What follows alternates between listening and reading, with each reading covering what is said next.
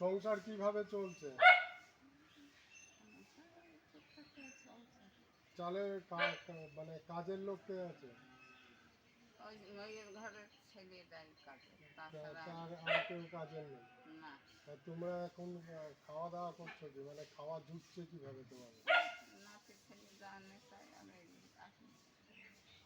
আমি যা দিই তাই দিয়ে মোটামুটি এই চলে তোমার? মানে তোমার এই চাল মাঝে মধ্যে দরকার পড়ে এই জন্য? মানে এইভাবে সংসার চলছে এত কষ্ট করে? মানে খাওয়া কোনোদিন জোটে কোনোদিন জোটে না? কেউ যদি দেয় তবেই চলে, আর না দিলে চলে না? তো তোমাদের এই মানে কি শুধু জল জল ভাত খেয়ে থাকো না তরি তরকারি খাও?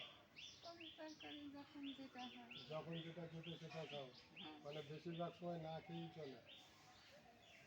ইনার একটা ছেলে আছে, ছেলেটা মানে এখন চোখেই দেখতে পায় না, আগে কাজকর্ম করতো, এখন পুরো ভ্যানিশ, পুরো চোখে দেখতে পায় না, দু চোখে অন্ধ হয়ে গেছিলো। মেয়েটা এখন সেও রোগগ্রস্ত, একটা মেয়ে আছে, সে কোনো রকম খেটে খুঁটে তাদের সংসার চলে। তাদের এই বাড়ি ঘর দুয়ারের হাল এইভাবেই তারা থাকে।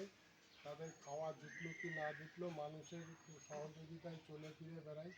এইসব মানুষ, আমি চাইবো এইসব মানুষের পাশে আরও যেন লোক এসে দু চারজন দাঁড়ায়, যাতে এনারা যাতে চলে ফিরে বাঁচতে পারে।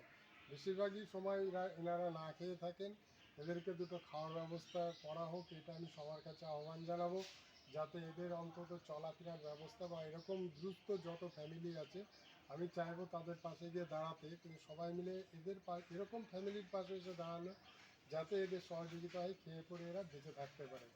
ঠিক আছে, না চাল নিয়ে অন্তত খাওয়া দাওয়া করে তো বাঁচো।